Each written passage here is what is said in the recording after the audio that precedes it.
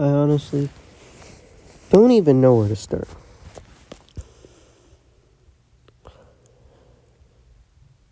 But season's over.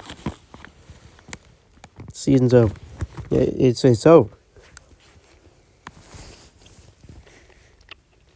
I know we technically still have like a very, very slim chance. Season's over. None of this matters anymore. It's all done. It's all over. And everyone in the future is going to look back at this game. They're going to see Richardson's stats, and they're going to blame him, like they always do. But I'm going to tell you this. This game, no matter how bad Richardson looked on the stat sheet, is not his fault. The whole team on offense and on special teams gave this man up. They didn't try. It seemed like they didn't try. And this all stemmed off of one thing, and if you watch the game, you know where that happened. Jonathan Taylor. Unbelievable. Absolutely unbelievable.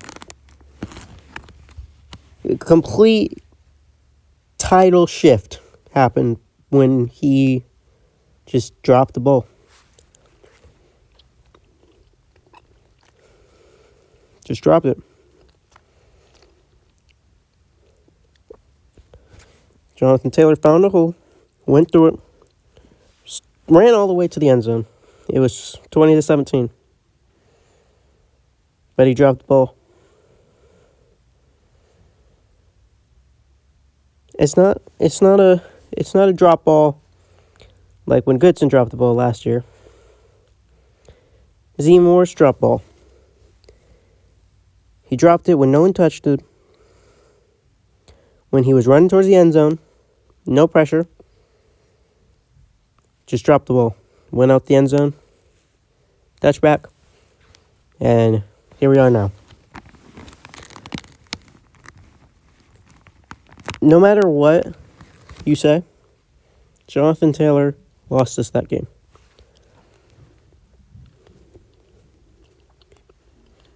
And it's unfortunate. He's supposed to be our best player. And he lost us that game. But he did not lose it single-handed.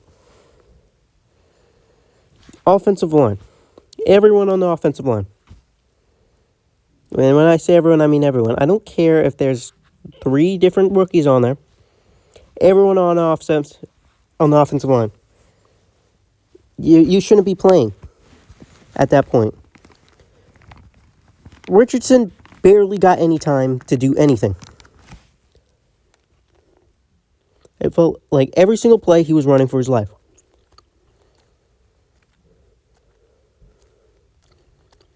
And because of that, he made a lot of mistakes. He had to throw the ball away a lot. And of course, as always, even when he's on target, receivers drop the ball every single time. They just drop the ball. And I don't know what else you want this man to do. When your receivers are dropping the ball, your offensive lineman cannot block for anything. And your running back literally makes the dumbest mistake you can make, honestly, as a running back. Other than, like, dropping the ball. When it's being passed to you on 4th and 1, game on the line. Yeah, you know who I'm talking about. But yeah, offense was terrible. Special teams. And I'm not talking about kicker or punter, because those guys are actually good. I'm talking about the special teams in general. You guys cannot block. You guys cannot tackle. There were multiple times where they got deep returns.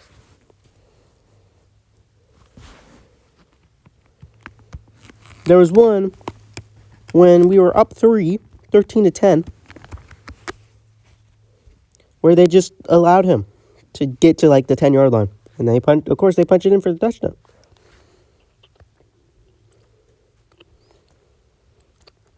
And you see for that, 31?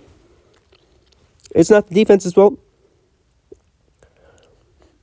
I feel like I come on here every single week and say, oh, the defense did this, the defense did that. It's not the defense's fault at all. The defense was good today. They played really good today. Bo Nix threw 3 interceptions. And the Colts couldn't capitalize at all.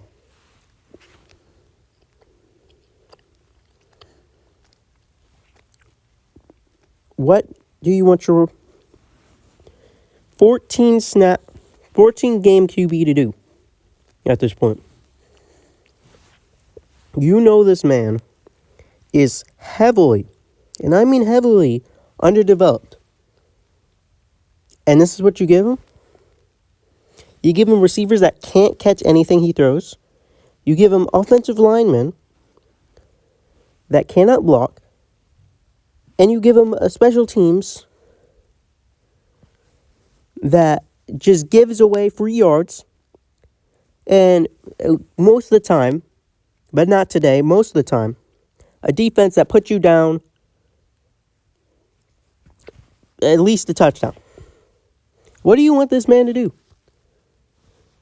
He has to come around, play hero ball every single week, and he's not developed enough for that. He's not Patrick Mahomes. He's not Josh Allen. He's not Joe Burrow. And you put too much pressure on the guy, he is going to crap. We've seen this today, and we've seen this many other times this season.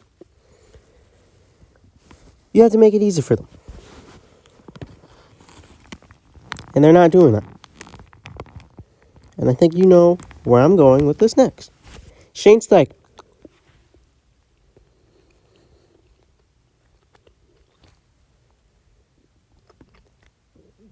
You forget how to coach, it seems like, for half the game. You always come out, fly down the field, get a touchdown, your first possession, and then you just roll up into a ball. You act like you've won the game after that. You abandon things that are working, and you go for something like a backwards lateral pass back to Richardson from Adonai Mitchell that gets picked off and goes into the end zone. Pick 6. Oh, your quarterback is really good rushing the ball? Oh, let's stop doing that. Let's do no quarterback design runs. Let's not run the ball at all. And let's just make him throw every time when he does not have the best throwing accuracy. That makes total sense. And yes, I know. Taylor did fumble. That does not mean that you shouldn't keep giving him the ball.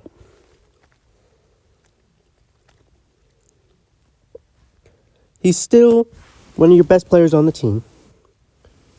You need to run the ball more with Richardson and Taylor. Every week, we see Richardson running the ball at first, Taylor running the ball well, and the team actually puts up points. And then, mysteriously, all of a sudden, it goes away.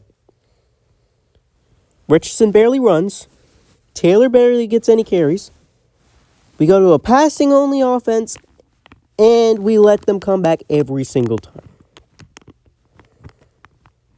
I don't know how many times you need to go through that experience just so you can learn. You haven't learned that. And it does not make sense. It's disappointing from a guy that was one drop away from winning Coach of the Year last year. All the way to this.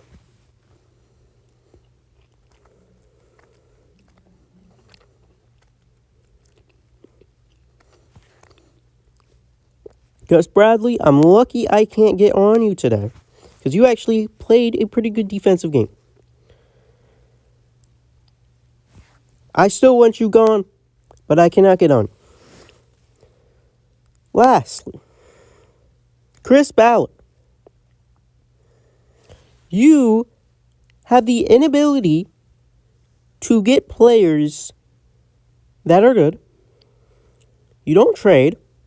You don't get much in free agency. You always say, oh, we like our guys. When your guys are dropping every pass, can't defend a run, can't defend a pass, he can't do anything. I don't care how well you can draft in the draft. It doesn't matter. You cannot field the team. And it doesn't make any sense.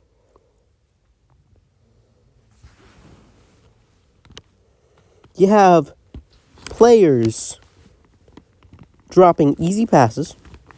You don't have any backups. You have no tight ends. Corners, again, let's treat this as like a normal week when they're bad. You have corners that cannot defend. Your only good feature is the defensive line. The defensive line is good, and guess what? Gus Bradley only rushes for 90% of the time. You barely rush anything other than 4. You barely blitz at all, and you wonder why the QB throws like 30 for 40 every week. You can't field the team for the life of you.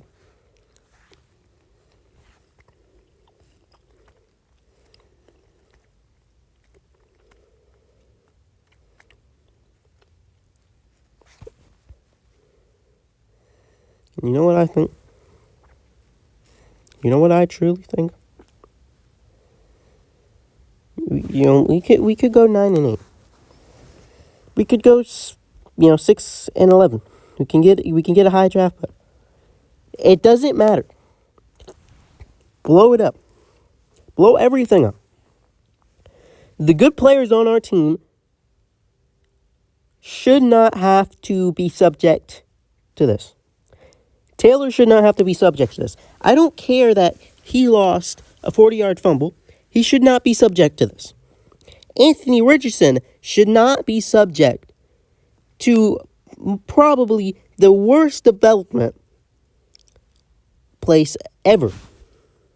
I still don't forget the fact that you benched him for Joe Flacco, who proceeded to absolutely play terrible the next 2 games. When he needs to play to have develop.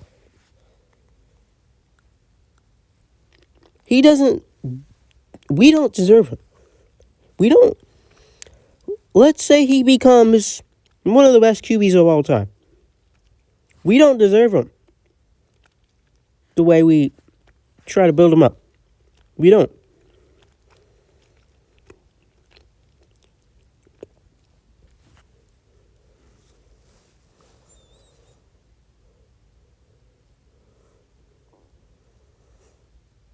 Everyone on the defense that played good today, especially Zaire Franklin, we don't deserve him. Zaire Franklin is one of the best middle linemen in the whole league. And I've seen a lot of Colts fans hate on the guy. And I don't understand it. He's one of the best middle linemen in the entire league.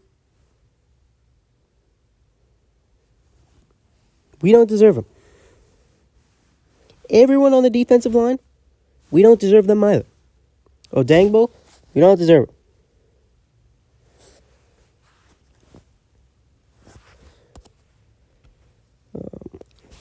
Let me just pull up the name so I don't mess anything up.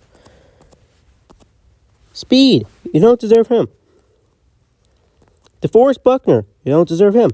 Kenny Moore is a pretty good safety. We don't deserve him. We don't deserve any of them. We don't deserve anyone good because we're bad. Our team is bad. Our staff is bad. Everything's bad. And I don't know what to do to change it. That's my little rant. So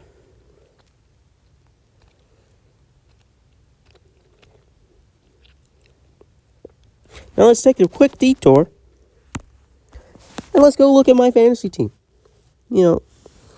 Just to kind of create a gap there.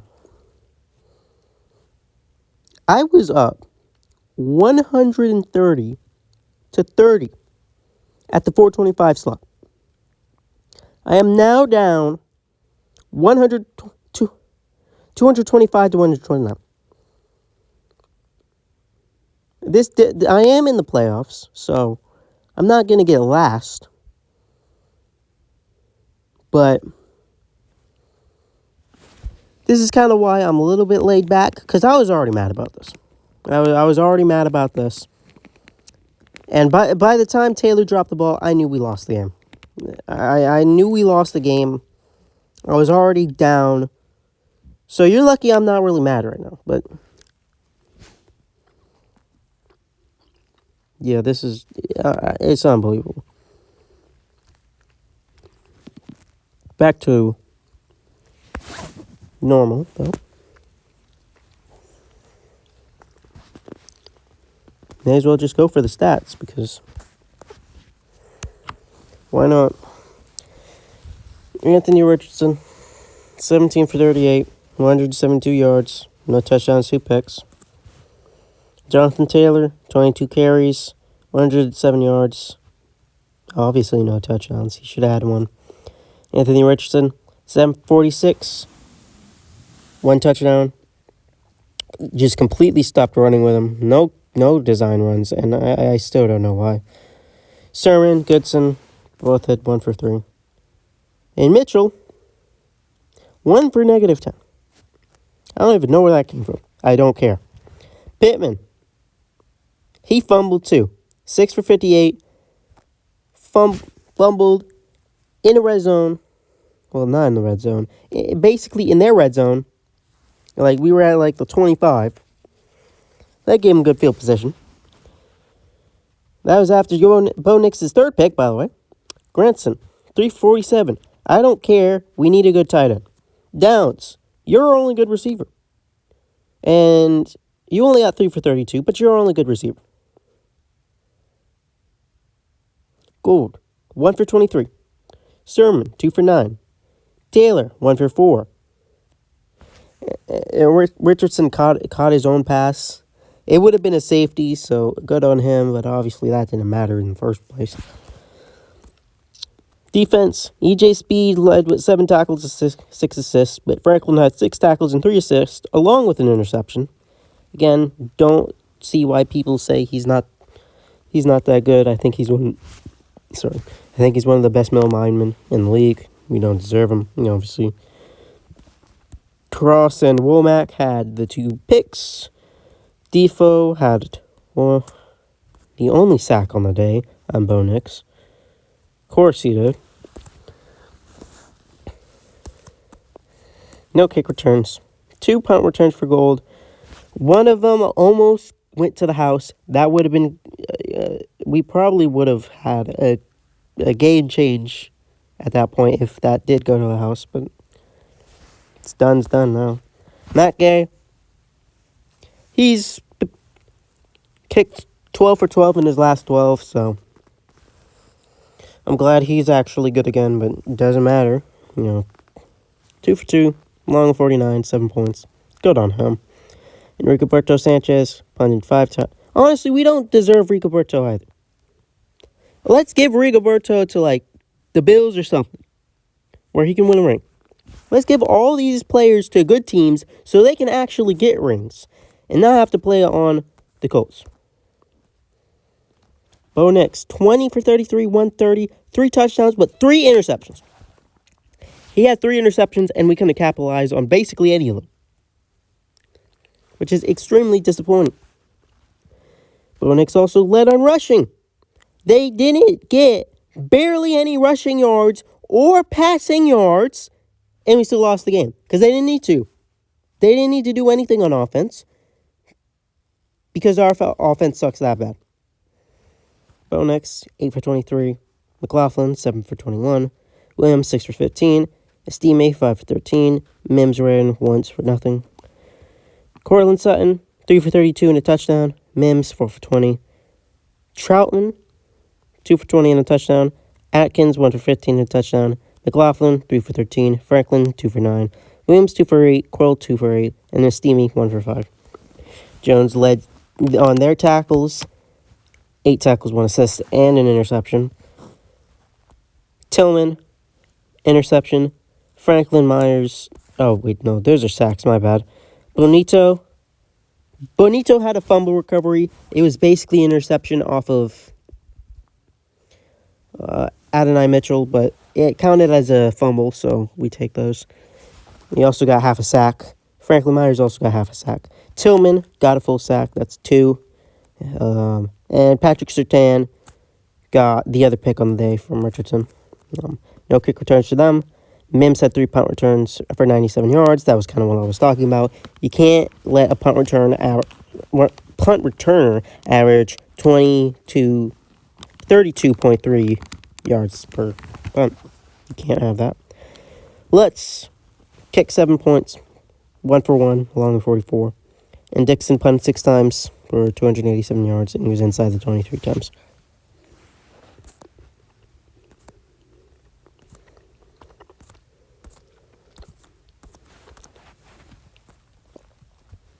It's just, when you look at this, it's disappointing. When you have these stats, 310 to 193, 161 to 121, 149 to 72, and 4.3 to 3.2 yards, and you lose 31 to 13, and it's just sad. 18 first downs to 13. We're really bad on third down. 4 for 15 to their 6 for 17. 2 for 4 on fourth down. They did not go for fourth down once. We had 72 total plays. They had 61. We allowed 2 sacks. They allowed 1. We punted 5 times. They punted 6. One thing about this game, if this game was closer, I would be coming on here and, I'd be mad at the refs. But honestly, it really doesn't matter at this point. No matter how bad the refs were, we were worse. So I can't even be mad at the refs for, being unfair and calling holds on every single one of our plays, because it really did not matter at that point, especially when you're putting up these stats and you're still losing. But in terms of penalties, 8 for 69, really bad on the line. We had 5 holds, and they had 6 for 58. We lost 3 fumbles and 2 interceptions. And I believe for the first time this season, we led on time of possession and we got destroyed. I'm done. Standings don't even matter anymore. I don't even know why I'm here. Congratulations to the Texans. You clinched a division for the second year in a row because literally everyone in your I don't care. Everyone in your division is terrible. So congratulations on your pity NFC South win. AFC South win. Because you have no competition. No competition. Yeah, I mean, we might go 9-8. Only chance at the playoffs now is that the Chargers lose out, basically. I don't think we'd even have the tiebreaker over them, but I don't know. You'd have to hope that the Chargers lose out, but that's not happening. They play two terrible teams. But I don't know what else to say. So, that's it. We can win out. We can go 9-8. I don't think we'll make this season's over. Thank you for watching, and I'll see you guys later. Peace.